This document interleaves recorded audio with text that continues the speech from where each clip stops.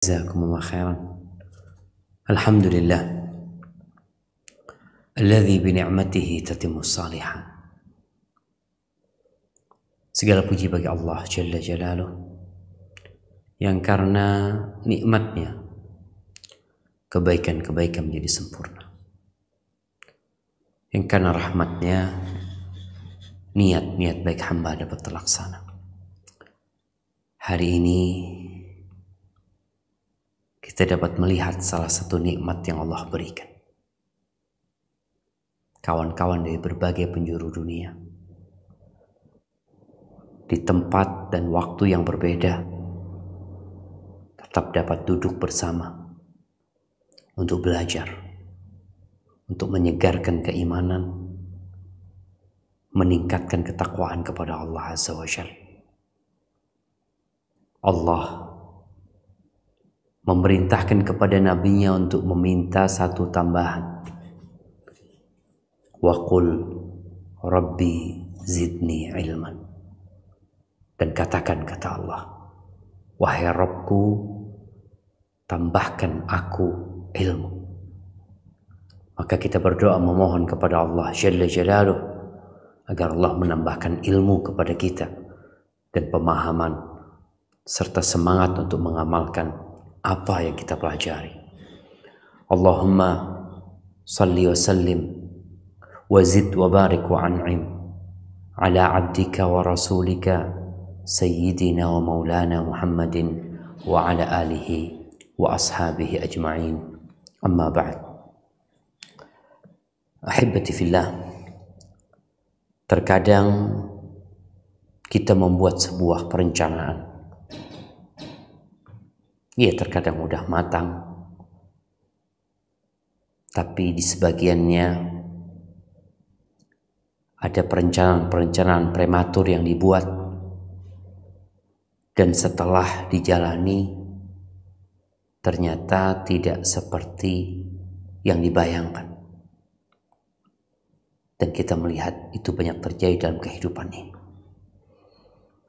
Rencana-rencana yang gagal, proyek-proyek yang mandek, lahan-lahan sengketa yang tidak bisa diapa-apakan. Padahal semuanya tidak menginginkan itu terjadi. Tapi itulah takdir ilahi. Yang kita yakin bahwa 50.000 tahun, catat 50.000 tahun sebelum penciptaan langit dan bumi ini, Allah telah menetapkan segala sesuatu berdasarkan ilmu dan hikmahnya. Sehingga tugas kita adalah menghadapi apa yang telah terjadi. Bicara pernikahan, ada sebagian yang menyesal karena menikah.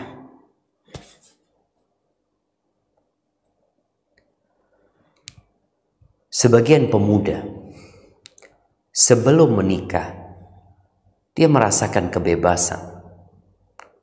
Kebebasan menentukan sikap. Kebebasan kapan keluar rumah dan kapan pulang dari tempat kerja. Kebebasan dia berkawan, dia berjalan-jalan, dia bertamasya. Namun setelah dia menikah, dia merasa tertekan. Dia merasa ada yang hilang dari dirinya. Ada hobi-hobi yang tidak mudah dia salurkan kembali karena dia sudah menikah. Akan ada yang telepon dia, kenapa belum pulang? Akan ada yang membangunkan dia untuk berangkat bekerja atau untuk melakukan sebuah ibadah.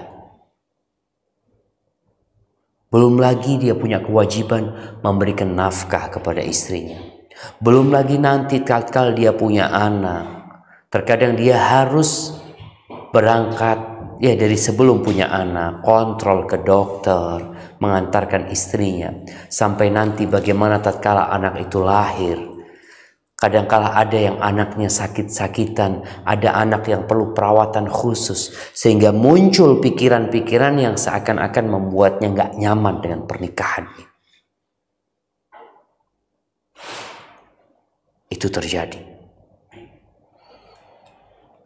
Ada yang istri menyesal menikah karena dia harus mengurusin anak. Tatkala dia hamil, dia melihat perubahan di dalam fisiknya. Belum lagi dia harus melayani suaminya. Kadangkala masih harus melayani juga mertuanya, menyiapkan makan ini dan itu. Karena sejatinya pernikahan ini sebuah syariat yang di dalamnya ada syahwat. Ya, di dalamnya ada syahwat, ada tempat menyalurkan syahwat, ada kesenangan, tapi di balik itu ternyata ada tanggung jawab yang berat. Bagaimana Allah Azza wa Jalla menyebut pernikahan ini dengan mitsaqan ghalidha, wa akhadna minkum mitsaqan ghalidha, dan perempuan-perempuan itu mengambil dari diri kalian perjanjian yang berat.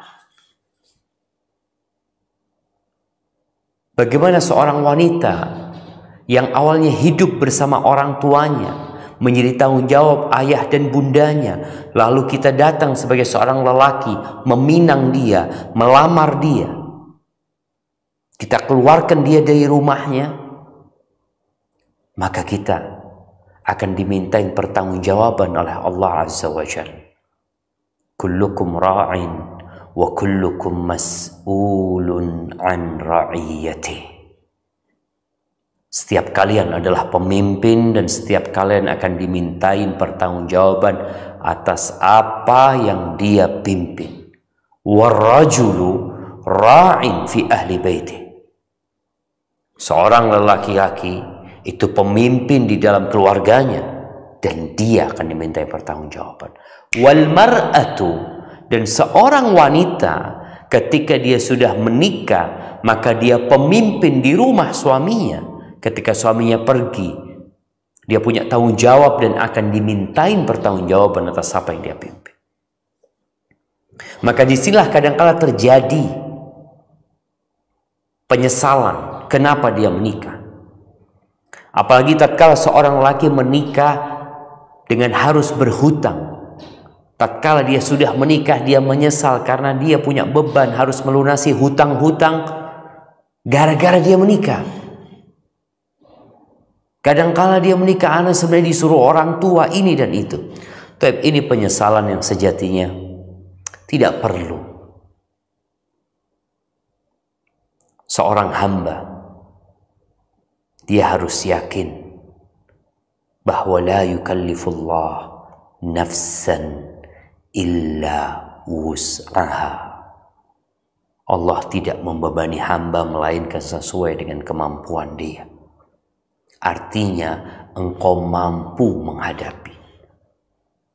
Hanya terkadang belum terbiasa. Tatkala harus berduaan dengan wanita, tatkala wanita harus melayani, suami juga harus bertanggung jawab, belum terbiasa. Yang seperti ini memerlukan waktu dan memerlukan arahan, bukan berpikir untuk bercerai. Butuh pembiasaan. Ala bisa karena biasa. Kita dapat melihat anak-anak SMP yang lulus kemudian pindah SMA, dia harus mengkondisikan kembali dengan kawan-kawannya yang baru, dengan aturan yang baru, dengan guru yang baru. Dan dengan berjalannya waktu, dia bisa menjalani. Seorang yang dimutasi dari sebuah kantor menuju ke kantor yang lain di kota yang berbeda, dengan tradisi dan budaya yang tidak sama, dengan lingkungan yang lain, dia hanya butuh beberapa hari untuk menyesuaikan. Dan engkau pun bisa. Karena kehidupan ini sejatinya diciptakan untuk menguji kita. Taib, ada yang bukan menyesal karena menikah. Enggak Ustaz, ana enggak menyesal dengan pernikahan ini. Tapi ana menyesal menikah dengan dia. Kenapa ana kok nikah sama dia? Kalau bicara kenapa, maka katakan qadarullah wa ma syaa fa'al. Itu udah takdir Allah. Dan Allah berbuat apa yang dia kehendaki. Namun yang perlu diingatkan agar engkau tidak menyesal, jangan terburu-buru menikah dengan seorang yang belum engkau kenal. Jangan tergesa-gesa. Dan juga jangan salah pilih kacamata. Engkau kalau pakai kacamata hijau, maka secara otomatis semua akan nampak berwarna hijau. Engkau mengganti kacamatamu dengan kacamata warna merah, semuanya berubah menjadi merah. Tapi ketahuilah, hakikat yang dilihat nggak berubah. Engkau yang salah pakai kacamata. Oleh karena itu Rasulullah SAW memberikan arahan kepada kaum laki-laki tentang bagaimana memilih pasangan hidup. Bagaimana engkau memilih? Apa yang dilihat? Seorang laki-laki yang berumur 60 tahun, ketika dia beli mobil, dia akan berpikir bagaimana mobil ini cukup untuk anak dan cucunya. Karena dia memang memikir, anak butuh itu gitu loh. Anak perlu mobil yang cukup buat anak dan cucu anak. Anak punya anak 3, anak punya cucu umpamanya 12. Nggak mungkin dia beli mobil Ferrari. Nggak mungkin. Orang yang beli mobil Ferrari juga akan ngeliat mau dipakai di mana sama dia. Ini bicara kebutuhan. Kadang-kala anak muda dia berpikir enggak, aku mau beli Ferrari, kata dia. Oke, siap. Aku hanya butuh anak sama istri anak. Nah, pertanyaannya, engkau mau jalan di mana? Jalanan di negerimu sempit gitu loh. Mobilmu akan panas karena macet, meledak nantinya. Maka lihatlah kriteria yang engkau butuhkan dalam kehidupan ini. Wanita yang seperti apa? Rasulullah SAW menyebutkan, tunkahul mar'atu li arba'. Perempuan itu dinikahin karena 4 hal. 5 liha, karena kekayaannya. Ada laki-laki yang memang memandang wanita kaya, dia ingin menikah dengan wanita kaya. Dia pikirkan dia dapat menikmatin kekayaan itu perempuan. Dia ditraktir, jadi nggak usah mikir bikin rumah, usaha sudah punya tuh perempuan. Nah, ini yang pertama. Yang kedua, li jamaliha, menikah karena kecantikannya. Yang sebenarnya hal ini relatif. Tapi ada laki-laki yang ketika menikah, dia mencari wanita yang memang dapat disebut di atas rata-rata. Di kampus, dia bunganya kampus. Di desa, dia bunganya desa. Seorang perempuan yang diperebutkan oleh pemuda-pemuda lainnya karena kecantikannya. Dia bangga ketika dia menikahi bunga kampus. Dia dapat tuh perempuan. Baik. Ada yang menikahi karena kecantikan. Yang ketiga, lihasabiha. Faktor nasab. Berdarah biru. Ningrat. Anaknya ratu atau apa. Ya. Agar engkau menjadi bangsawan juga, engkau terhormat, engkau menikahi perempuan tersebut.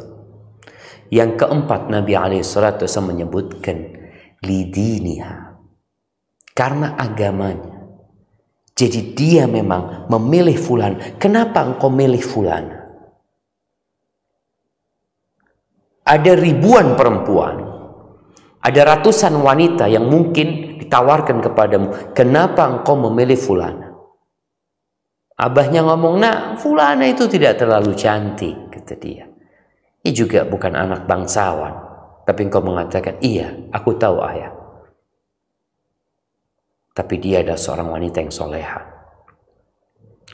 Dia rajin sholatnya, menjalankan perintah Tuhannya, berbakti sama kedua orang tuanya, menghormati kakak-kakaknya, menyayangi adik-adiknya, peduli sama tetangganya, manis tutur katanya. Anda rasa itu lebih indah daripada kecantikan wajahnya yang lambat laun dia akan jadi tua renta. Karena 4 hal Nabi berpesan kepada kita semuanya, fadfar bidzatid din taribat yadak. Beruntunglah engkau mendapatkan wanita yang agamanya bagus. Tadi yang disampaikan, hablum minallahnya bagus, hablum minannasnya bagus. Selamat engkau, beruntung. Tapi bagi kaum laki-laki, ketika di tengah jalan engkau menyesal, karena apa engkau menyesal? Engkau lihat, kalau ternyata penyebabnya engkau tidak mengikuti petuah Rasul Sallallahu Alaihi Wasallam, maka hendaklah engkau banyak istighfar, engkau bertobat kepada Allah Azza wa Jalla. Karena engkau lebih mementingkan arahan nafsumu daripada arahan yang diberikan Rasul Sallallahu Alaihi Wasallam.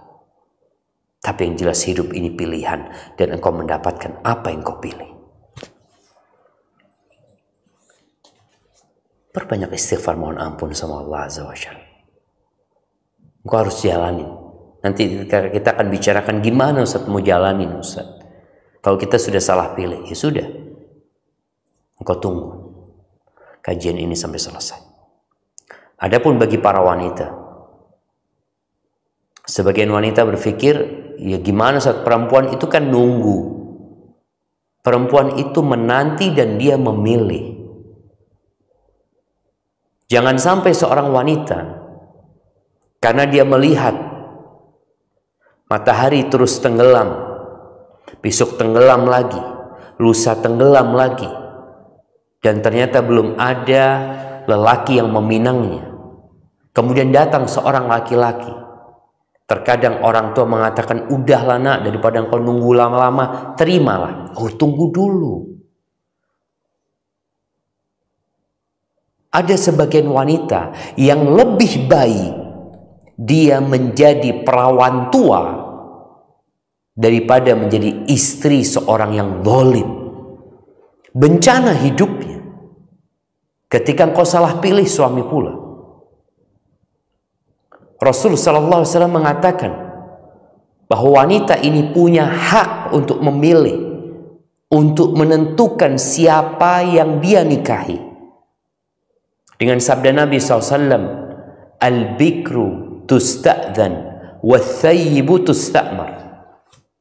Seorang gadis itu diminta persetujuannya, dan seorang janda ditunggu perintahnya. Artinya engkau punya kesempatan untuk memilih.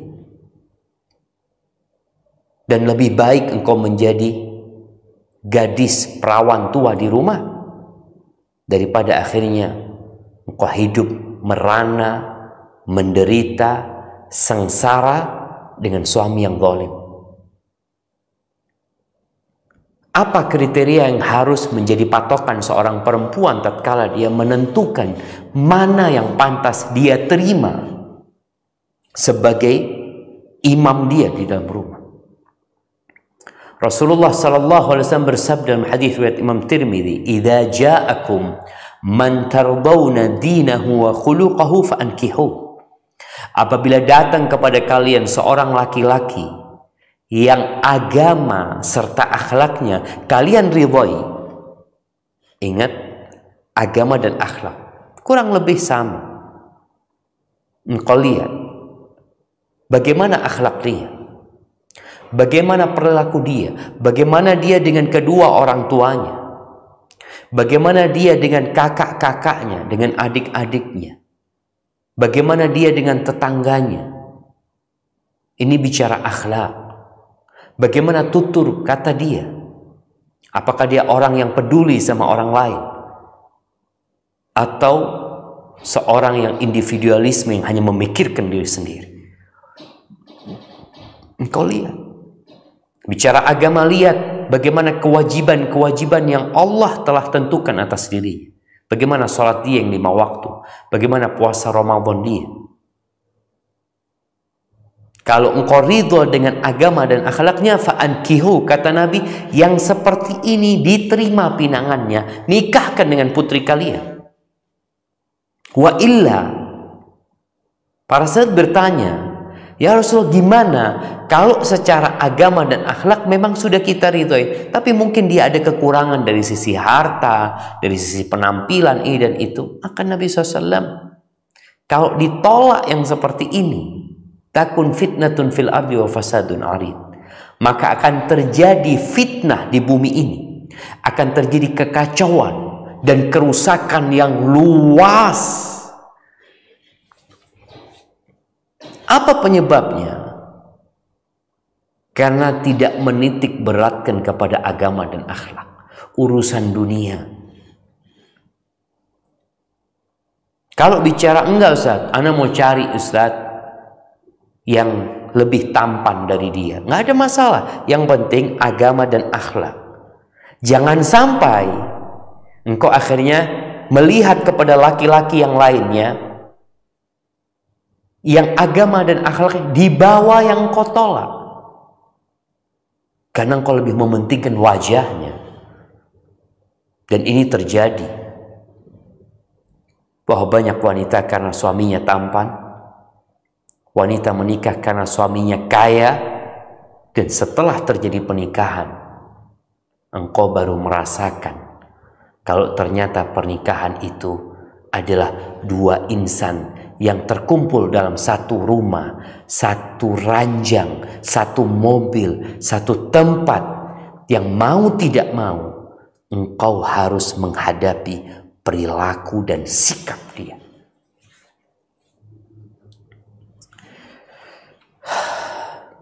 Kalau sudah terjadi karena salah pilih, tidak seperti yang dibayangkan, yang pertama engkau bertobatlah kepada Allah, beristighfar. Ma asabaka min hasanatin famin Allah. Kebaikan yang menimpamu itu dari Allah. Wa ma asabaka min sayyi'atin famin nafsi. Sedangkan keburukan yang menimpamu itu dari dirimu sendiri. Tidak perlu mencari kambing hitam. Ada seorang anak perempuan yang kemudian bercerai dengan suaminya. Dia mengatakan kepada ayah bundanya, itu kan pilihan ayah bunda, nggak boleh seperti itu. Mungkin dulu ayah bunda mengarahkan, karena mereka berpandangan mungkin ini yang terbaik, tapi engkau menyetujuinya. Berarti itu pilihan kalian bersama yang harus dihadapi konsekuensinya. Seorang anak laki-laki yang harus menikah dengan wanita pilihan ibundanya, kemudian terjadi masalah, engkau nggak perlu menyalahkan ibundamu, nggak perlu, karena engkau menyetujuinya. Sehingga kalau bicara hasil rapat, itu hasil bersama, semua bertanggung jawab dengan pilihan yang telah ditetapkan dalam rapat tersebut. Yang perlu engkau lakukan tadi, beristighfar, mohon ampun sama Allah, karena yang baik dari Allah, yang buruk dari kita sendiri. Kemudian engkau perlu bersabar menghadapi pasangan hidup, karena sejatinya engkau bukan malaikat sebagai seorang laki-laki dan istrimu bukan bidadari. Tak ada gading yang tak retak. Sejatinya semua laki-laki itu punya kekurangan. Dan semua wanita juga memiliki kekurangan. Dan di dalam semua rumah tangga itu ada masalah. Bukan hanya engkau yang punya masalah. Banyak kebohongan yang ditampakkan di depan kamera, yang seakan-akan kau melihat fulan pasangan yang harmonis, pasangan yang ideal, ini dan itu. Berapa bulan kemudian cerai fulan. Jangan mau dibohongin dengan kamera. Semua orang punya masalah. Yang ada bagaimana kita bersabar. Setelah beristighfar tadi, mohon ampun sama Allah, engkau bersabar menghadapi pasangan hidupmu. Apa kata Rasul, kata Allah Azza wa Jalla di surat Al-Furqan ayat 20. Silakan dibuka Qur'annya. Surat Al-Furqan ayat 20. Nah. Baik Ustaz. Ya. A'udzu billahi minasyaitonir rajim. Bismillahirrahmanirrahim.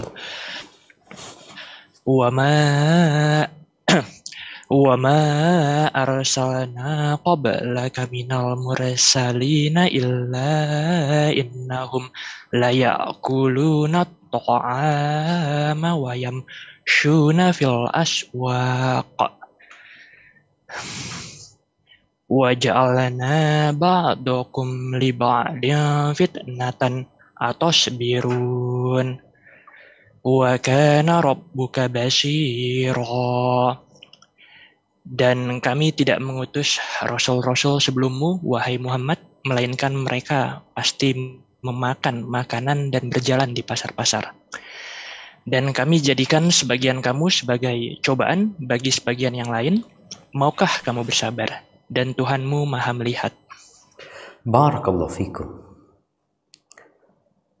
Allah sebutkan di tengah-tengah ayat ini, waja'alna ba'dakum li ba'din fitnah atasbirun. Kami jadikan sebagian kalian itu ujian untuk sebagian lainnya. Goalnya apa? Sabar nggak kalian? Jadi ada ujian kesabaran. Ada orang tua yang diuji sama anaknya. Anaknya lahir cacat, berkebutuhan khusus. Padahal orang tua ini ingin memiliki anak yang sempurna. Apa yang dilakukan oleh orang tua menghadapi hal itu? Sabar. Ada anak yang diuji sama orang tuanya. Dia tidak bisa memilih ayah bundanya. Ada seorang anak yang dapat ibu, na'udzubillah, selingkuh ibunya. Iya. Bapaknya orang yang sabar, dia lihat ibunya suka keluar malam. Ujian buat anak-anaknya. Ada yang anak-anak curhat, malu saat kita punya ibu kayak gitu. Sampai ada seorang anak yang mendapati ibunya di hotel bersama laki-laki lain. Ujian buat anak-anaknya. Ada ibu yang materi yang nuntut anaknya untuk selalu memberi uang kepada orang tuanya. Kalau tidak memberi dikatakan anak durhaka. Disumpahin sama orang tuanya. Goalnya apa? Sabar nggak kita menghadapi hal itu? Ada yang ujian suami atau istri. Ada suami yang diuji sama istrinya, ada istri yang diuji sama suaminya. Ujian jamaah. Poinnya sabar enggak. Bagaimana Allah Azza wa Jalla menceritakan tentang dua nabi. Wa daraballahu mathalan lil ladzina kafaru imra'ata Nuh wa imra'ata Lut. Bagaimana Allah jadikan percontohan untuk orang-orang yang kafir ini. Istrinya Nabi Nuh dan istrinya Nabi Lut. Dua orang ini suaminya itu nabi. Kanata tahta abdaini min ibadina salihain. Subhanallah, sebutkan nih istrinya nabi-nabi yang soleh. Fakhanatahu, berkhianat dia sama suami. Tidak menghargai suami, tidak menghormati suami, tidak beriman kepada suaminya. Sabar tapi Nabi Nuh dan Nabi Lut. Ini ujian gitu. Ada istri yang sabar menghadapi suaminya. Istrinya Fir'aun, Asia binti Muzahim. Wa daraballahu mathalan lilladzina amanu imra'ata Fir'aun. Bagaimana istrinya Fir'aun punya suami seperti Fir'aun. Sabar. Perlu kesabaran hidup ini jemaah. Kalau bicara seorang wanita, para laki-laki harus paham. Perempuan itu bengkok. Ini yang mau menikah, yang baru menikah. Engkau akan mendapati istrimu 10 tahun kemudian melakukan kesalahan yang sama. Padahal engkau akan mengatakan, aku sudah kasih tahu. Berulang kesalahannya Ustaz. Iya. Tambah waktu 20 tahun. Engkau akan mendapati istrimu masih melakukan kesalahan yang sama. Kenapa? Karena dia memang seperti itu. Rasulullah sallallahu alaihi wasallam dalam hadis riwayat Imam Bukhari mengatakan al-mar'atu kad-dila'. Perempuan itu seperti tulang rusuk yang bengkok. Atau dalam riwayat lain dikatakan fa innahunna khuliqna min dhila'. Perempuan itu diciptakan dari tulang rusuk yang bengkok. Dia itu bengkok. Ungkapan ini bukan untuk merendahkan wanita, bukan. Loh, tapi untuk menjelaskan kepada laki-laki agar mengerti tata cara menyikapi wanita. Nabi SAW menyebutkan dalam hadis lainnya, rifqan bil qawarir. Perempuan itu seperti gelas-gelas kaca, mudah pecah. Ungkapan mudah pecah. Kalau antum lihat ada sebuah kardus tulisannya mudah pecah. Fragile apa tulisannya? Itu bukan bentuk pelecehan kepada kardus itu, kepada barang itu, bukan. Tapi sebagai bentuk perintah kepada orang-orang agar berlaku baik kepada kardus itu. Begitu pula hadis ini. Perempuan itu tercipta dari tulang rusuk yang bengkok. Terus gimana? Fa idza dhahabta tuqimuhu kasartahu. Kata Nabi SAW, kalau engkau pergi untuk meluruskannya, engkau akan mematahkan dia. Patah. Engkau akan menceraikan dia. Berarti dia nggak mungkin lurus dia. Maka kalau bicara kukira indah menikah denganmu, sama semuanya jemaah. Bengkok dia. Engkau mau ganti istri, mau ganti yang lainnya, engkau akan dapatkan dia bengkok. Hanya saja ketika dia beragama dan berakhlak, tingkat kebengkokannya ini ya nggak sebesar yang tidak beragama dan berakhlak. Tapi tetap dia bengkok. Istri-istri Nabi, Aisyah radhiyallahu taala anha, Hafsah, semuanya bengkok. Wa in taraktahu lam yazal a'wad. Kalau dibiarin ya tetap bengkok. Terus gimana? Fastausu bin nisa'i khairan. Hendaklah engkau menyikapi wanita dengan cara yang baik. Sabar. Jadi kuncinya itu bagaimana kita sabar menghadapi pasangan hidup kita. Jadilah seorang suami yang tidak terlalu detail menghisap istrinya. Engkau harus punya akhlak namanya at-taghaful. Pura-pura nggak tahu. Pura-pura nggak ngelihat dengan kesalahannya. Mengalah. Karena ada laki-laki yang terlalu detail sama istrinya. Mengingat-ingat kesalahan istrinya, udah jangan. Dia tuh kayak gitu memang. Maka engkau perlu bersabar menghadapi wanita-wanita itu. Dan bagi para wanita, engkau harus tahu bahwasanya suamimu ini bukan malaikat. Kalaupun dia seorang ustadz, Kalaupun dia seorang yang hafal Al-Quranul Karim, ingat, kullu bani Adam khata. Semua anak Adam melakukan kesalahan. Dengan kebengkokan tadi, ada potensi lain. Rasulullah Sallallahu Alaihi Wasallam, beliau mengatakan, uritun nar,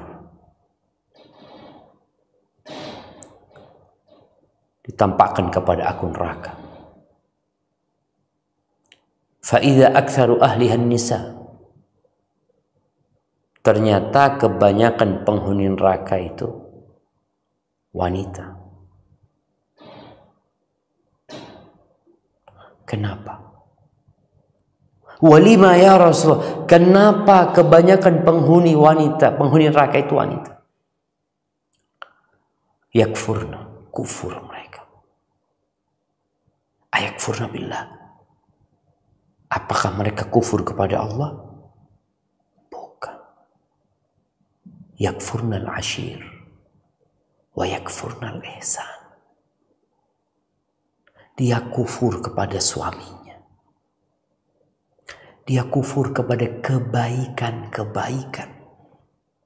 Lau ahsanta ila ihdahunna ad-dahr. Kalau engkau berbuat baik kepada salah satu di antara mereka, setahun kau berbuat baik. Thumma ra'at minka syai'an. Kemudian melihat engkau melakukan kesalahan. Kita sudah sebutkan, pasti dia melakukan kesalahan. Ini manusia kita jemaah. Apa yang terjadi dengan wanita ini? Dia akan mengatakan, ma ra'aitu minka khairan qat. Aku tidak pernah melihat engkau menyenangkan aku. Engkau tidak pernah berbuat kebaikan. Subhanallah. Seperti itu wanita. Maka hati-hati. Suamimu bukan malaikat. Dari awal engkau harus sadar. Dia akan berbuat salah gitu.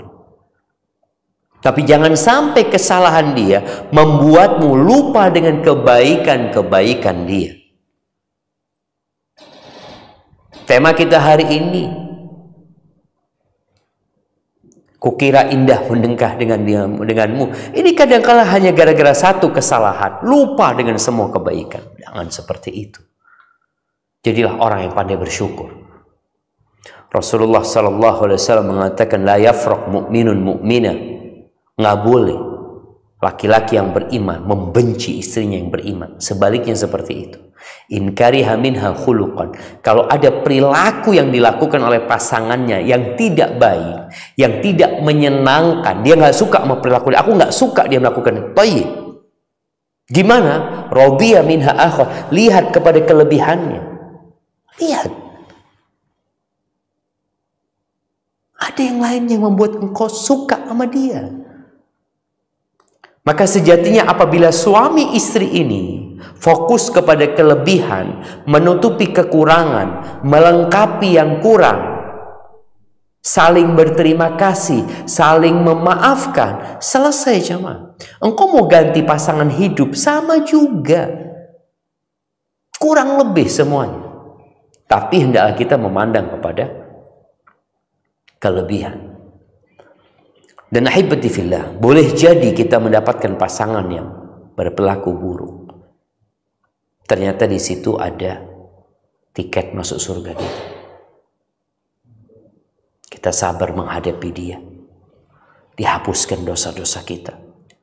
Pelayanan kita sama dia, dia nggak pernah terima kasih sama kita, nggak pernah balas budi sama kita. Mungkin memang Allah ingin menyempurnakan pahala bagi kita di sisi Allah Azza wa Jalla. Di surat An-Nisa ayat 19. Apa kata Allah Azza wa Jalla? Nah.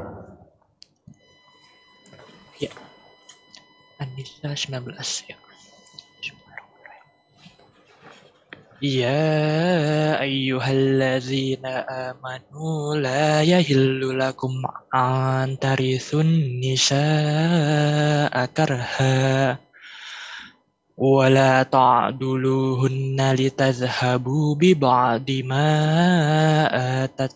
ataitumuhunna illa ayyatina bifahishatim mubayyinah wa ashiruhunna bil ma'ruf fa in karihtumuhunna fa'asa an takrahu syai'aw wa yaj'alallahu fihi khairan katsira.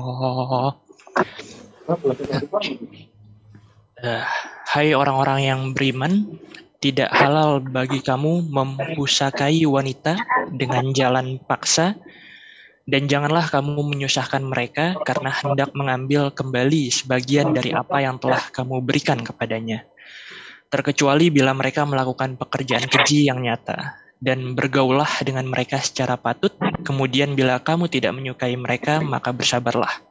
Maka mungkin kamu tidak menyukai sesuatu, padahal Allah menjadikan padanya kebaikan yang banyak.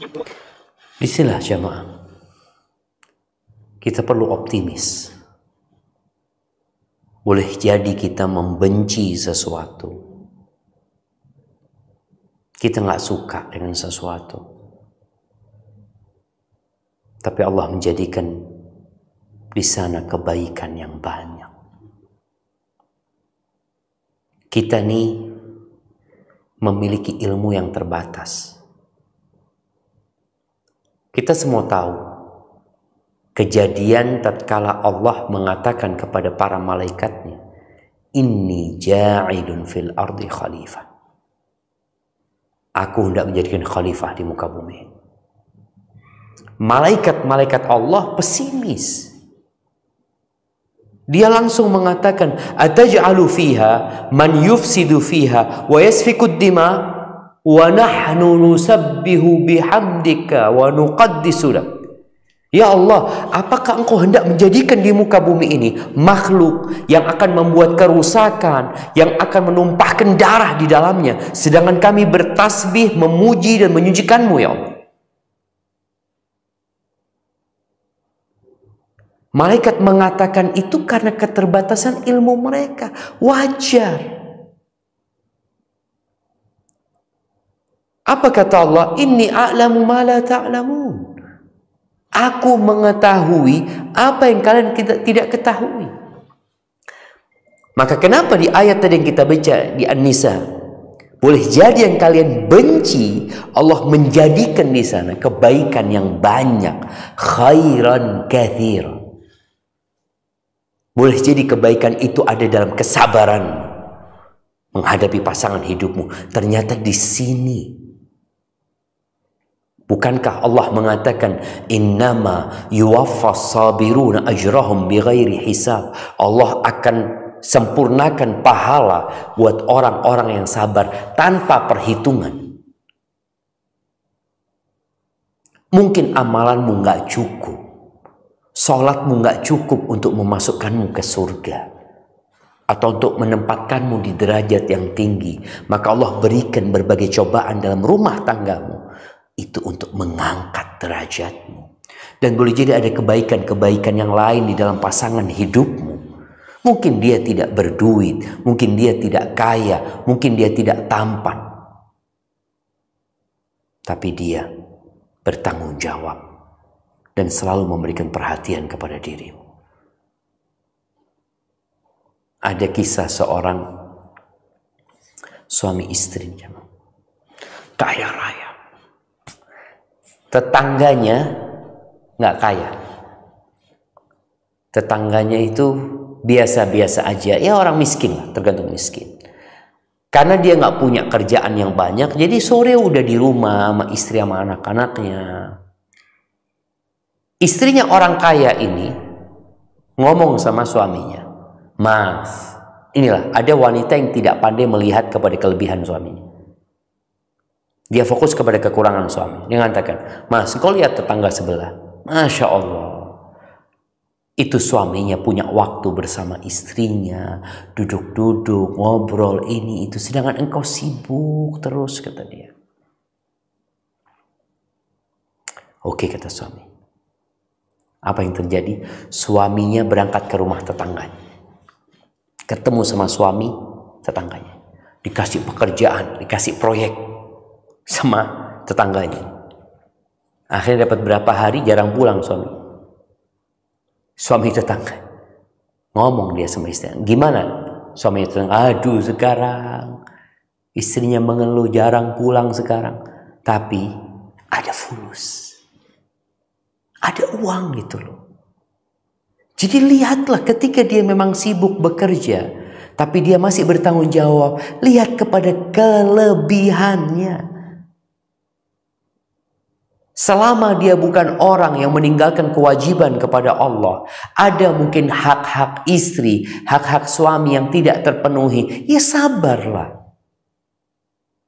Nabi SAW mengarahkan kita untuk melihat kepada kelebihan, dan Allah Jalla Jalal menyuruh kita optimis, berbaik sangka. Pasti ada hikmahnya. Ahibati fillah.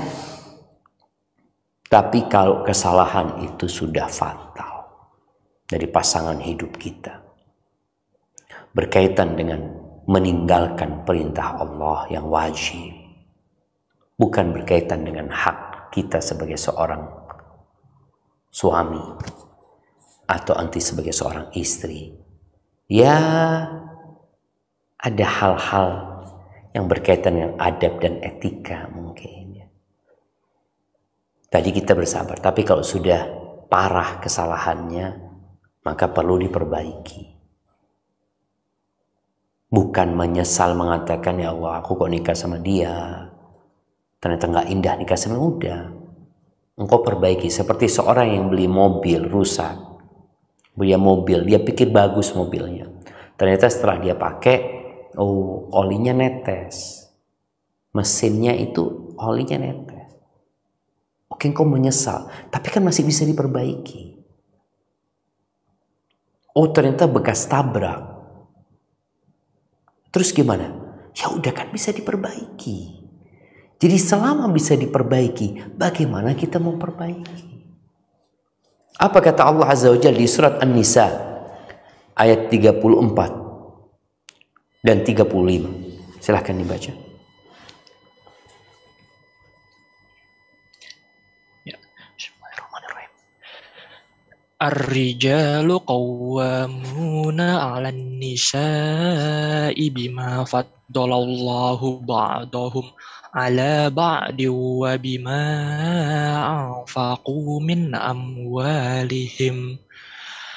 Fassolihatu qanitatun hafizatul lil ghaibi bima hafizallah.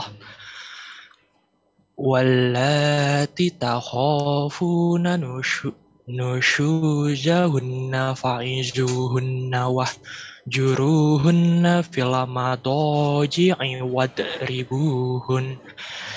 Fa'in ata'nakum fala tabghu 'alaihinna sabila.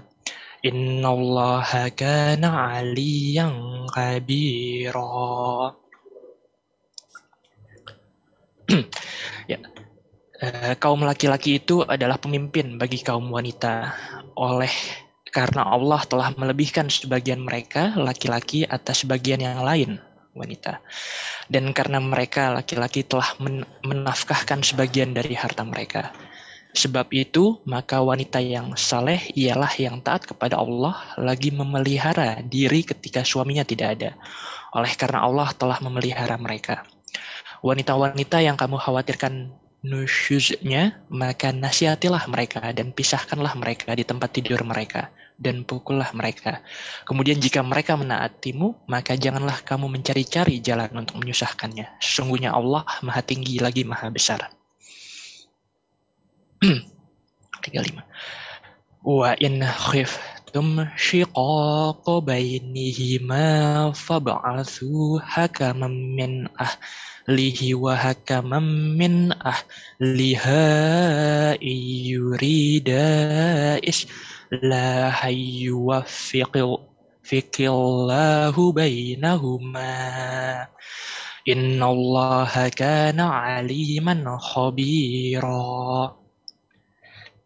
Dan jika kamu khawatirkan ada persengketaan antara keduanya, maka kirimlah seseorang hakam dari keluarga laki-laki dan seseorang hakam dari keluarga perempuan.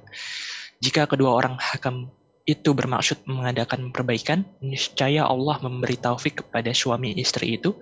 Sesungguhnya Allah Maha mengetahui lagi Maha mengenal. Barakallahu fikum. Ini solusi yang Allah berikan. Kita membaca tadi bagaimana Allah telah menempatkan seorang laki-laki atau para suami sebagai pemimpin atas wanita. Kenapa?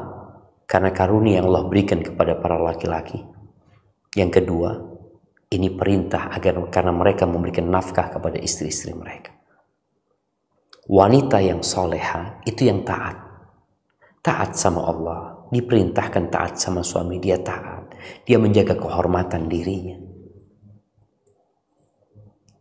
Tatkala ada masalah, suami melihat gelagat istrinya kurang baik, nggak nurut umpamanya, ada perkara-perkara yang nggak sempatasnya dilakukan oleh istri, ada hal-hal yang masih bisa ditoleransi, hendaklah suami sabar. Ada hal-hal yang bisa ditoleransi, hendaklah suami sabar. Tapi kalau sudah nggak bisa ditoleransi, maka diperbaiki istrinya, jangan dibiarkan. Apa kata Allah Azza wa Jalla? Fa'idhuhunna, kasih mau'izah hasanah, kasih nasihat-nasihat yang berbalut cinta, kasih nasihat-nasihat yang berbau iman, yang mengingatkan dia akan surga dan neraka. Kasih nasihat demi menjaga keutuhan rumah tangga. Setelah dikasih nasihat, ternyata tidak ada perubahan. Ya, bagi para suami, engkau perlu menunggu waktu. Kadangkala ada proses yang harus dijalanin. Kadangkala loading nih perempuan nih, nggak bisa langsung ngerjain. Besok diingatkan lagi. Tapi kalau memang dia nggak ada perubahan, ada langkah selanjutnya. Wahjuruhunna fil madaji'. Kata Allah, pisah ranjang, jangan digauli, biarin istri. Ini sebagai bentuk keseriusan suami memberikan nasihat kepada istri. Karena ada laki-laki yang gak serius ngasih nasihat istri, dipermainkan sama istri-istrinya. Istri-istri yang gak taat ya. Bahkan ada istri-istri yang mengatur suaminya. Yang salah siapa? Bisa jadi suami yang salah, yang mau diatur nih suami. Boleh jadi dia. Allah katakan wahjuruhunna fil madaji'. Pisah ranjang supaya dia tahu engkau serius. Dan biasanya perempuan yang gak digauli sama suaminya, maka dia akan berpikir, kenapa suamiku kok tidak menggauli aku? Apakah mungkin dia sudah menikah lagi? Atau dia memang sudah gak butuh sama aku? Suami jelaskan, kalau engkau gak berubah, aku gak akan menggauli. Keseriusan suami. Rasulullah SAW pernah memboikot istrinya. Itu 3 bulan. Bukan urusan semalam, 2 malam, 3 malam, 4 malam. Kalau urusan agama, beliau pernah memboikot Zainab bintu Jahsh itu 3 bulan. Gak main-main. Untuk memperbaiki. Setelah itu Nabi menggauli lagi. Setelah melihat istrinya berubah menjadi lebih baik, introspeksi diri. Kemudian wadribuhun, pukul mereka. Ini kalau memang bermanfaat. Kalau nggak bermanfaat jangan. Dilihat kondisinya. Terus gimana Ustaz kalau suami yang nggak benar? Ya sama sebenarnya. Nasihat tetap istri, hanya bentuknya ketika istri kepada pemimpin itu memberikan masukan, memberikan arahan, mengajak suami. Nasihatnya itu bukan manggil suami, sini duduk anak kasih nasihat. Enggak. Cari waktu, bang boleh aku ingin ngomong sesuatu, aku ingin menyampaikan sesuatu. Tapi tidak semua obat itu menyembuhkan. Karena yang menyembuhkan itu Allah Azza wa Jalla. Kadang-kala kita berangkat ke dokter fulan, nggak ada hasilnya, setia. Makanya di ayat 35 Allah sebutkan kalau memang terjadi pertikaian, keributan yang nggak ada titik temunya, terus gimana? Ya udah kirim hakam, kirim mediator untuk dua orang ini nggak bisa sudah ngomong, nggak bisa mereka ribut terus kalau ngomong, dicari orang lain. Dari keluarga istri, dari keluarganya suami. Coba mereka ketemu. Mereka bermusyawarah. Mereka mendengarkan dari pihak istri, dari pihak suami. Lalu mereka bermusyawarah. Apakah masih bisa dilanjutkan? Atau sepertinya cukup di sini? Ini sudah orang lain. Makanya jangan terburu-buru berpisah. Boleh jadi kalau nggak bisa diperbaiki, masalahnya ringan sebenarnya. Masalah-masalah yang remeh. Yang kadang-kala pihak suami istri ini mengatakan, kayaknya mereka baru belajar, makanya perlu dikasih tahu, dikasih arahan, belum matang. Ya udah, mereka yang memberikan arahan, gimana? Lanjut pernikahannya, lanjut. Tapi kalau dilihat, nggak mungkin sudah. Ya udah, berpisah. Tapi ingat, akhirud dawa al-kai, perpisahan itu solusi terakhir. Solusi terakhir. Jangan mudah-mudah para wanita untuk menggugat cerai suaminya, dan jangan mudah-mudah para lelaki untuk menceraikan istrinya. Dia berpikir untuk ganti wanita yang lainnya. Karena ya semuanya kurang lebih. Tapi kalau memang sudah nggak bisa lagi dilanjutkan, ya Islam membolehkan perceraian. Kata Allah Azza wa Jal, fa imsakun bima'ruf au tasrihum biihsan. Mau dilanjutkan pernikahannya dengan cara yang baik. Bukan karena dendam, ini tuh enggak, dengan cara yang baik. Mau berpisah dengan cara yang baik. Dan tatkala terjadi perpisahan, jangan melupakan kenangan-kenangan indah yang ada. Karena terkadang dua orang ketika bercerai, kenangan indah itu hilang. Mereka fokus kepada kekurangan. Jangan. Sebagaimana tatkala engkau menikah, diperintahkan untuk melihat kepada kelebihan, tatkala kalian berpisah, yang diingat itu adalah kenangan-kenangan indah, kebaikan-kebaikan yang ada.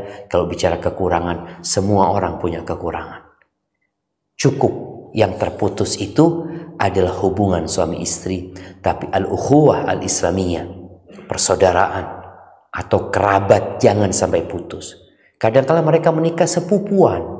Kalau harus berpisah, yang terpisahkan itu ingat akad nikahnya doang. Sebagai kerabat, sepupu, mertua ini bukan hanya mertua. Dia juga sebagai pamannya ketika dia menikah dengan anak pamannya. Ahibati fillah, ingat, waja'alna ba'dakum li ba'din fitnah atasbirun. Kata Allah, kami jadikan sebagian kalian ujian untuk sebagian lainnya. Kalian sabar enggak? Barakallahu fiik. Itu mungkin dapat Anda sampaikan pada kesempatan kali ini. Kurang lebihnya mohon maaf. Mungkin kita masuk ke sesi tanya jawab. Nah, Anda kembalikan ke moderator. Jazakumullah khair. Masya Allah, subhanallah. Terima kasih Ustadz. Jazakallah khair atas ilmu yang disampaikan. Sungguh pembahasan mengenai rumah tangga dan dinamika suami istri selalu jadi pembahasan yang menarik. Dan sungguh saya teringat sekali apa yang Ustadz sampaikan tadi di surat An-Nisa 19. Yang intinya bersabarlah karena boleh jadi kamu tidak menyukai sesuatu padahal Allah menjadikan kebaikan yang banyak padanya. Subhanallah, itu suatu hal yang bagus sekali untuk jadi pengingat kita semua. Saya rasa bisa kita lanjutkan ke sesi tanya jawab ya. Di chat box saya lihat sudah ada beberapa pertanyaan yang muncul, dan bagi yang lain yang ingin bertanya silahkan dimasukkan pertanyaannya ke kolom chat atau juga dengan menekan tombol raise hand.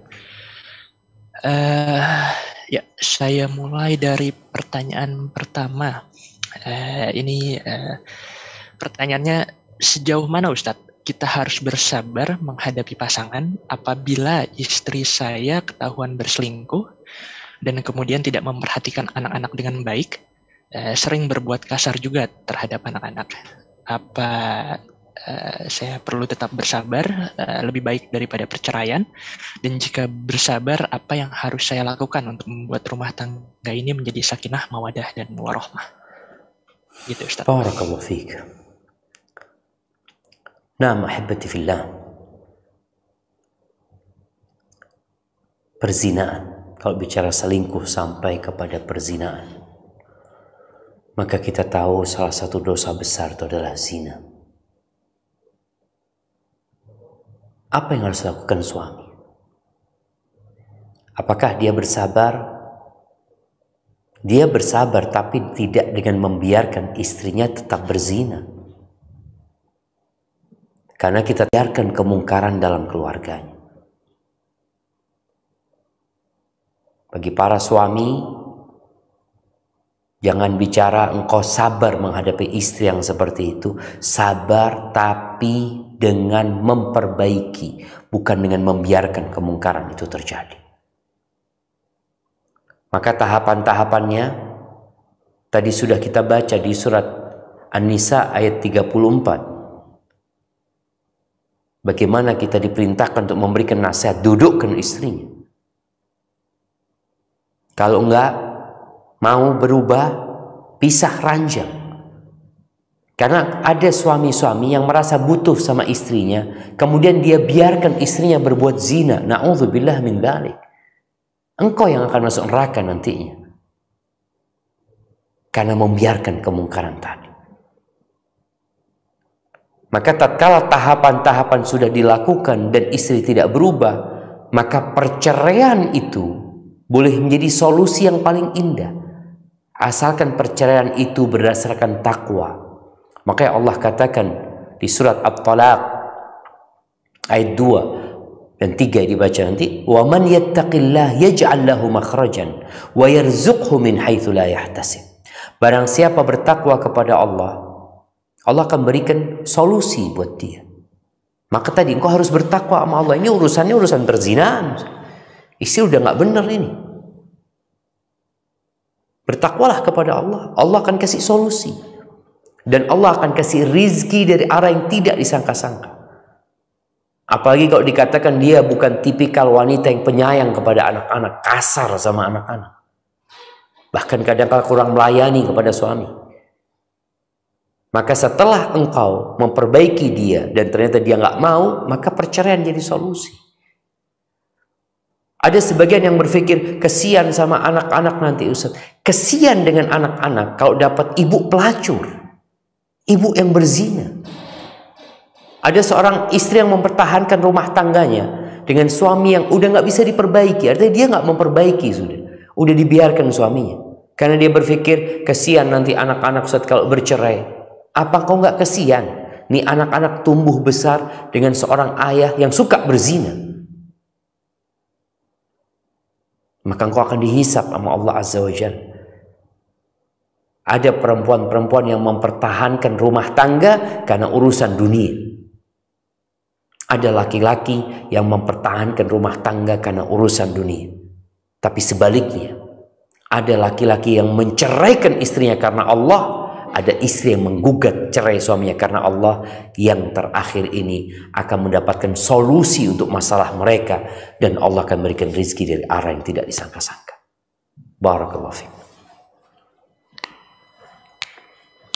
Jazakallah khair Ustaz. Saya lanjut ya ke pertanyaan selanjutnya. Saudara Ana sudah lebih dari 3 kali mengucapkan cerai kepada istrinya ketika bertengkar. Namun setelah itu baikan dan istrinya hamil, Ustadz. Nah, yang Ana tanyakan, apakah masih termasuk anak hasil pernikahan yang sah atau bagaimana? Ana khawatir qadarullah anaknya yang perempuan. Barakallahu fiik. Ahibati fillah, masalah talak ini masalah yang besar karena berkaitan dengan halal dan haram. Yang pertama, ana anjurkan supaya yang bertanya ini menyuruh saudaranya itu bertanya kepada ustaz. Dibawa saudara kepada ustaz. Karena terkadang kalau ada pertanyaan titipan, nanti mereka, enggak kayak gitu kejadiannya. Maka perlu yang mengalami kejadian itu yang bertanya. Ana masih ingat cerita Syekh Muhammad bin Shalih Al-Utsaimin. Tatkala kita di masjidnya pada waktu itu, ada seorang yang bertanya tentang masalah cerai. Dia mengatakan, Syekh, ana ribut sama istri ana mengatakan cerai ini itu dan macam-macam. Syekh tanya, istrimu ada? Ada, saya di mobil. Taib, ana berangkat ke sana. Karena perlu didengarkan dari kedua belah pihak, dari suami dan istri, apa sebenarnya yang terjadi. Karena sekali lagi ini berkaitan dengan hukum halal atau haramnya itu perempuan. Kalau secara umum, fatwa secara umum ana katakan seorang laki-laki yang menceraikan istrinya lebih dari 3 kali atau 3 kali, maka dia nggak bisa balik lagi sama istrinya. Allah Azza wa Jalla mengatakan at-talaqu marratan fa imsakun bima'ruf aw tasrihum bi ihsan. Tolak yang boleh rujuk, yang boleh baikan lagi itu 2 kali. 2 kali. Fa in talaqaha fala tahillu lahu min ba'd. Kalau dia menceraikan untuk yang ketiga kalinya, udah nggak halal lagi. Ini secara hukum. Nanti ada masalah lain. Masalah tolak dalam kondisi marah. Apakah tolak yang diucapkan suami dalam kondisi marah sah talak dia? Ini kita bicara hukum agama ya. Kalau kita bicara hukum pemerintah, maka dianggap nggak sah sama pemerintah kecuali talak yang di hadapan hakim. Tapi dalam agama kita nggak ada urusan sama hakim talak ini sebenarnya. Artinya ketika suami mengatakan tolak, maka jatuh tolak itu walaupun tidak di tempat hakim. Baik. Kalau bicara tolak dalam kondisi marah, jumhur ulama berpendapat talaknya jatuh. Marah, namun marah itu ada 3 macam. Ada marah yang kalap sehingga dia tidak sadar dengan apa yang dia ucapkan, ini nggak sah karena seperti orang yang tertutup akalnya. Yang kedua, marah yang di awal-awal itu sah, ittifaq para ulama sah. Tapi ada marah yang pertengahan, dia marah sudah tidak sampai kalap, tapi juga tidak di awal, sudah tinggi-tingginya marahnya. Ini jumhur ulama berpendapat jatuh. Walaupun Ibnu Qayyim rahimahullah ta'ala berpendapat tidak jatuh. Anda lihat pendapat yang mengatakan jatuh lebih kuat. Karena memang kita gimana tahu standarnya dia marahnya udah kalap apa enggak, atau masih pertengahan atau di awal. Tapi yang jelas ketika dia sadar dengan apa yang dia ucapkan jatuh. Terus gimana Ustaz kalau dia ternyata berhubungan lagi untuk setelah 3 kali mereka berhubungan sampai hamil? Ya sudah dikasih tahu, mereka harus berpisah. Terus bagaimana dengan anak yang ada di perut ibundanya? Ya anak itu anak bapaknya. Karena mereka mengira pernikahan mereka sah. Tapi setelah faham, mau nggak mau harus dipisahkan. Ini fatwa secara umum. Tapi nasihat anak tadi, kalau urusan tolak, maka tolong kedua suami istri ini berinisiatif. Dikasih arahan untuk datang kepada seorang ustadz untuk menceritakan kejadiannya seperti apa. Karena cerai itu boleh jadi dia belum menceraikan. Dia hanya teriak-teriak mengatakan, saya akan ceraikan engkau, saya akan ceraikan engkau, saya akan. Jadi dia belum menceraikan. Nanti saya ceraikan engkau, berarti nanti masih diceraikan. Dia belum menceraikan. Jadi ini perlu benar-benar datang kepada seorang alim ulama yang faham tentang masalah ini, sehingga mereka mengambil keputusan dengan tepat. Wallahu a'lam bishawab. Nah. Jazakallah khair, Ustadz. Saya lanjut ke pertanyaan selanjutnya ya. Jadi ada kawan dekat yang suaminya tidak mampu memberikan nafkah batin. Kehidupan mereka pas-pasan. Istrinya berupaya bersabar, tetapi semakin sulit situasinya karena jika suami punya kebutuhan batin, istrinya tak bisa memenuhi. Karena kebutuhan istrinya tak pernah bisa terpenuhi dan istrinya menjadi sakit karenanya. Lalu bagaimana saran yang terbaik untuk mereka, Ustadz? Karena suami tak mau melepaskan istrinya, tapi istrinya adalah ya layaknya manusia punya kebutuhan batin untuk dipenuhi dan sudah dikhawatirkan mengarah pada maksiat. Mohon nasihatnya, Ustadz. Barakallahu fiik. Ahibati fillah. Di antara tujuan pernikahan adalah menyalurkan syahwat agar kita terhindar dari maksiat. Kenapa Nabi SAW menyuruh anak-anak muda ini menikah? Ya ma'syarasy syabab, man istata'a minkumul ba'a falyatazawwaj. Wahai kaula muda, siapa yang memiliki kemampuan hendaklah menikah. Menikah itu fa innahu aghaddu lil basar wa ahsan lil farj. Menikah itu akan lebih menyelamatkan pandangan mata dan menjaga kemaluan. Yang nggak mampu hendaklah puasa, karena puasa itu bisa menahan ya.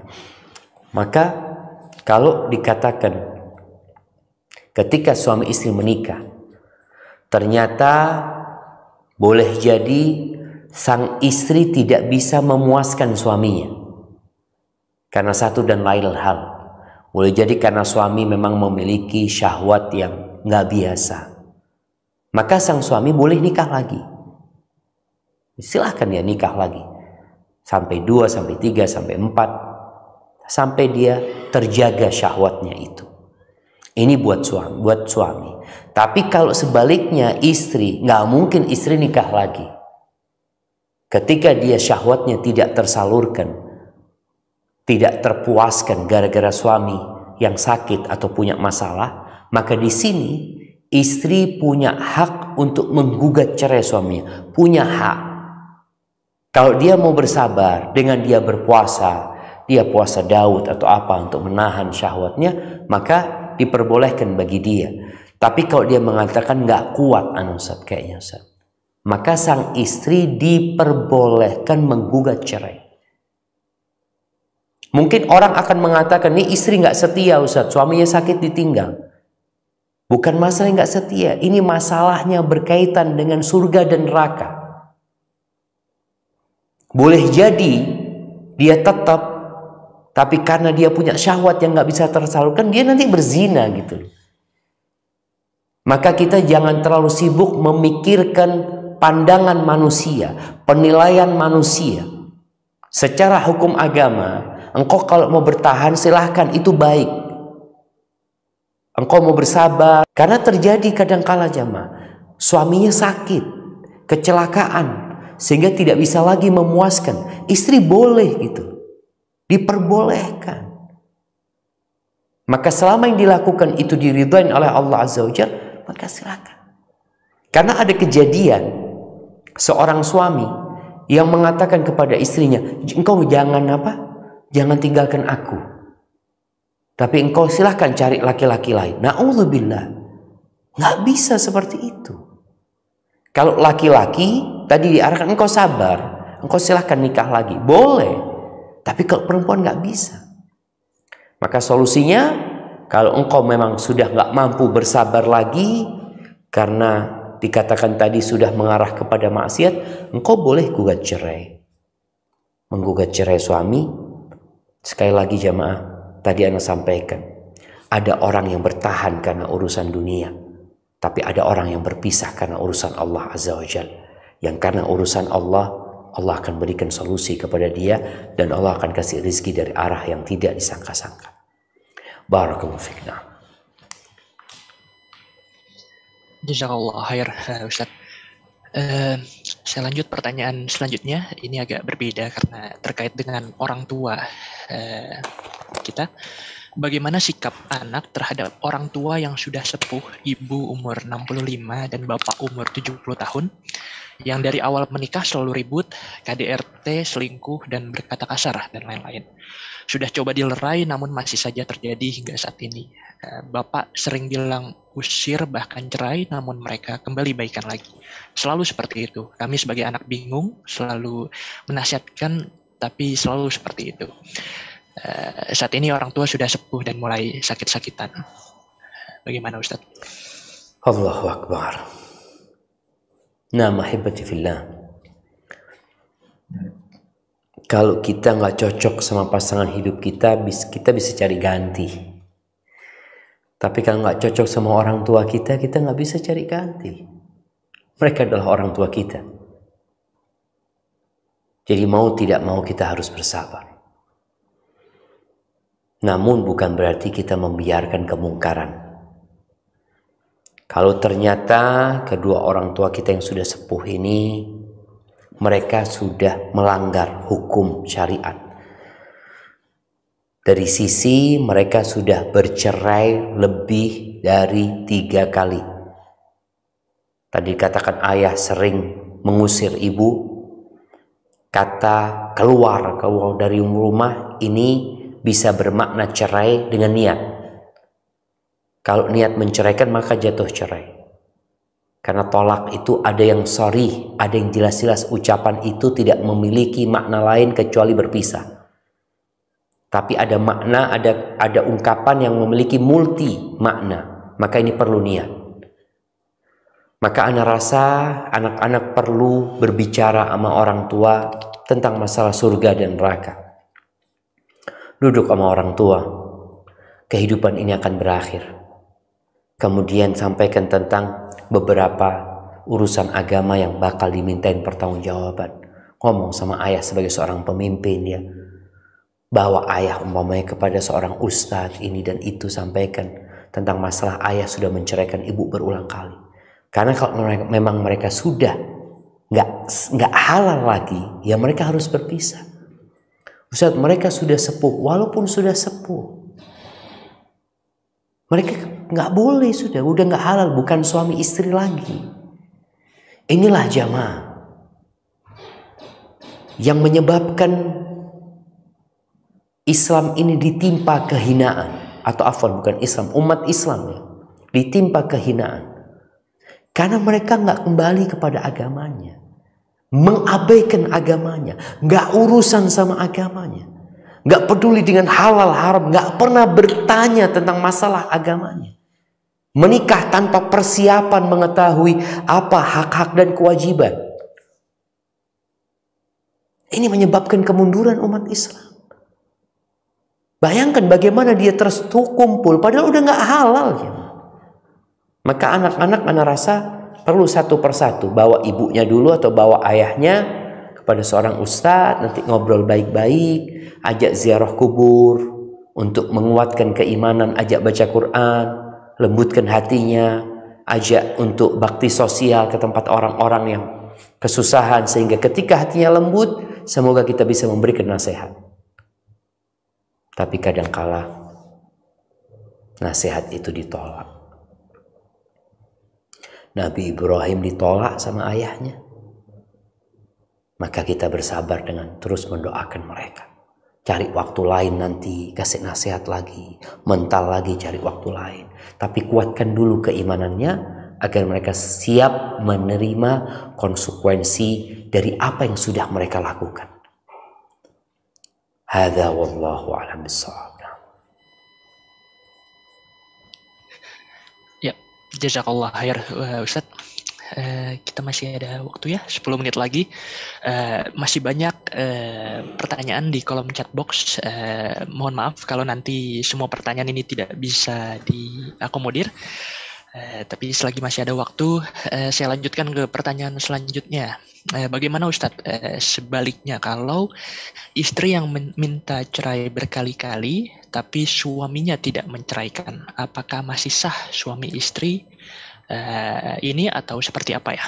Masya Allah, barakallahu fiik. Nah, ahibati fillah, Allah Azza wa Jal menyebutkan walahunna mithlu alladhi alaihinna bil ma'ruf walirrijali alaihinna darajah.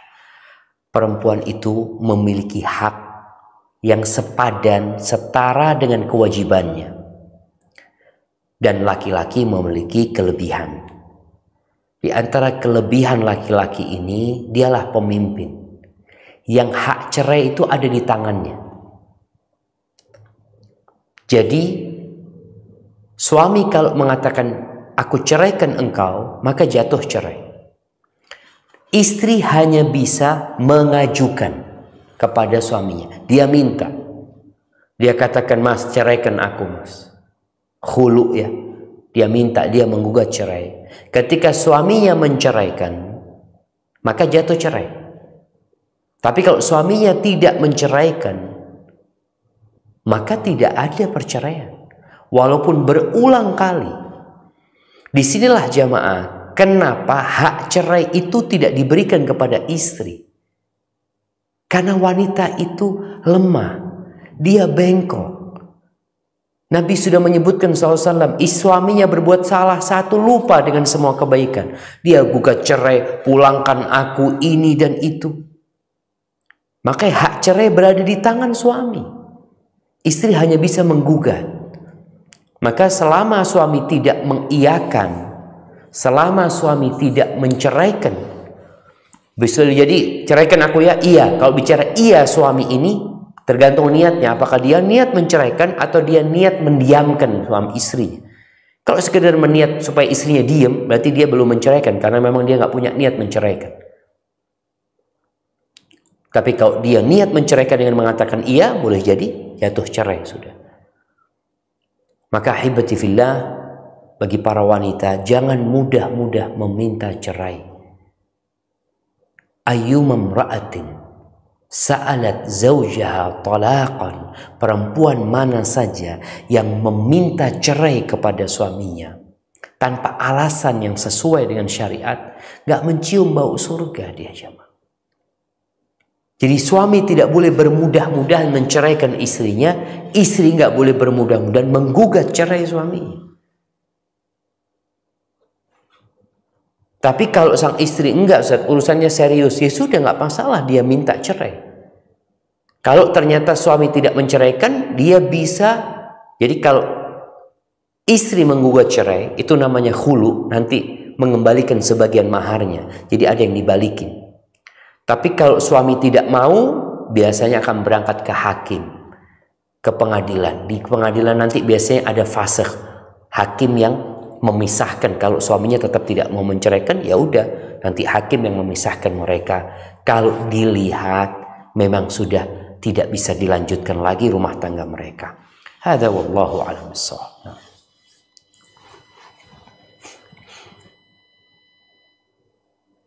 Ya, jazakallah khair Ustaz. Ya, pertanyaan selanjutnya ya Ustaz. Saya menikah dengan ta'aruf dalam 2-3 bulan. Dalam 2-3 bulan saya langsung menikah. Namun terjadi masalah, dan kapan perceraian itu boleh terjadi? Karena ribut soal bobot, bebet, bibit, dan persoalan masalah keluarga. Saya melihat ahwat yang saya nikahi agamanya bagus, tapi tidak cantik, dan bibit, bobot, bebetnya kurang berimbang sehingga memicu keributan keluarga. Barakallahu fiik. Naam, hibati fillah. Bobot, bebet, bibit. Nabi SAW kan sudah memberikan arahan. Perempuan dinikahin karena 4 hal. Maka kalau dikatakan agamanya baik, akhlaknya mulia, selesai. Kemudian kalau dikatakan ta'aruf, bicara ta'aruf ya ma, nggak butuh 3 bulan, nggak butuh 2 bulan, nggak butuh 1 bulan. Terus ya boleh jadi 1 hari ta'aruf. Loh gimana Ustaz? Di sini kita tahu orang dulu nikah itu sama warga satu kampung. Jadi udah tahu, oh anaknya fulan. Oh ya udah tahu. Karena hidup bersama di sana. Maka kalau ingin ta'aruf dengan seorang, cari tahulah dari orang yang sudah kenal sama fulan. Kalau bisa tahu sama fulan sejak fulan berada di perut ibunya, udah kenal sama fulan. Jadi kita nggak perlu lama-lama mencari tahu. Nggak perlu berbulan-bulan, apalagi bertahun-tahun. Boleh jadi ada fulana, baik, fulana anaknya siapa? Anaknya fulan. Baik. Kita cari tahu, berangkat ke kampungnya. Kalau kita memang dari kampung yang lain, tanya sama tetangganya, tanya sama sohib-sohibnya. Oh dia lulusan pesantren ini, tanya sama gurunya. Artinya dalam waktu beberapa hari kita sudah dapat informasi yang cukup tentang fulana. Kalau dikatakan nggak tahu bebet, bobot, bibitnya itu kok bisa? Kok 2 bulan nggak tahu itu kemana aja? Kemana aja? Selama ini ngapain gitu loh? Karena terkadang ta'aruf ini banyak terjadi antara calon suami istri ini aja. Obrol-obrolan yang terjadi antara 2 orang ini. Engkau cari tahu. Maka kalau sekarang engkau mengatakan ternyata ada masalah di bobot bebetnya, kesalahan diri. Dalam waktu yang cukup lama, kenapa engkau nggak tahu? Tapi ala kulihan. Tapi kalau dilihat, selama masalah agama dan akhlaknya baik, seharusnya orang tua, keluarga itu tidak mempermasalahkan ini anaknya siapa, orang tuanya seperti ini, nggak terlalu cantik, wajahnya kayak gini, kulitnya kayak gini. Ini kadang-kala ada intervensi dari orang lain yang menyebabkan suami istri yang sebelumnya menerima jadi nggak nerima. Ahibati fillah, Rasulullah Sallallahu Alaihi Wasallam ketika beliau ditanya amalan yang paling indah, yang paling dicintai Allah, catat ini, camkan di hati kita supaya kita menjadi orang yang paling dicintai Allah. Sururun tudkhiluhu ila muslim, kebahagiaan yang engkau transfer di hati seorang muslim, kegembiraan yang engkau letakkan di hati saudaramu. Jadi ketika seorang sudah menikah, maka bagaimana engkau membuat 2 orang ini saling menerima? Tapi kalau mengatakan, ternyata istrimu itu nggak cantik ya, ini sudah akan menyebabkan kebencian, menghilangkan kebahagiaan. Seharusnya engkau katakan, Masya Allah istrimu itu, Barakallahu fiik ya, wanita yang soleha, wanita yang baik. Jadi dia gembira jemaah. Kita ini kadang-kala menyusahkan saudara kita. Lupa gitu. Kita datang ke rumahnya, dia baru beli motor. Oke, dia beli motor, harga pasarannya sebenarnya 15 juta. Dia beli 15 juta 500. Ketika engkau datang, engkau tanya, berapa beli motor?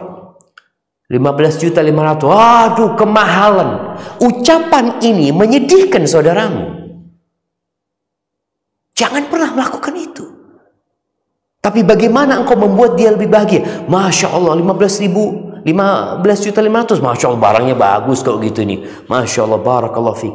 Itu yang harus engkau lakukan. Orang tua juga, keluarga, ketika pasangan ini sudah menikah, boleh jadi si perempuan dapat laki-laki yang tidak terlalu tampan. Kawan-kawannya mengatakan, ternyata suamimu itu pendek ya. Hati-hati jemaah. Tolong kita menjaga rumah tangga orang. Tolong kita bikin mereka gembira. Ini kan masalahnya tadi bobot, bibit-bibit. Ini kan karena omongan orang. Yang membuat sang suami akhirnya jadi gak nyaman ini dan itu. Ada yang mengatakan, engkau itu tampan banget loh. Masa dapat perempuan kayak gitu? Engkau kan bisa dapat yang lebih bagus. Engkau bisa dapat, jaga lisanmu. engkau akhirnya merusak rumah tangga orang. Dan ini termasuk orang yang paling buruk, yang menyebabkan suami jadi benci sama istrinya, istri jadi benci sama suaminya. Ini adalah utusan-utusan iblis yang berusaha untuk menceraikan dua orang yang sejatinya mereka menikah atas keridhaan di antara mereka. Barakallahu fiik. Itu mungkin dapat Anda sampaikan pada kesempatan kali ini, jamaah. Barakallahu fiik, yang benar dari Allah Azza wa Jal, yang salah dari diri Anda pribadi. Allah dan Rasulnya terbebaskan dari kesalahan itu. Anda kembalikan ke moderator. Jazakumullah khair. Iya. Ya, Masya Allah, jazakallah khair Ustaz. Terima kasih untuk materi dan jawaban-jawabannya. Sangat menarik sekali dan insya Allah bermanfaat bagi kami semua. Ini topik yang menarik dan relevan ya buat banyak dari kita pasangan suami istri di sini ataupun bagi rekan-rekan yang ingin menikah. Semoga ilmu yang Ustadz sampaikan hari ini menjadi amal jariah bagi Ustadz dan ilmu yang bermanfaat bagi kami dan bisa memberikan keberkahan bagi kami semua. Terima kasih untuk semua yang telah menyaksikan kajian ini. Semoga bermanfaat. Dan tentunya terima kasih untuk semua panitia yang telah mempersiapkan kajian hari ini. Sebelum kami tutup, boleh kami mohonkan untuk dipimpin doa, Ustadz.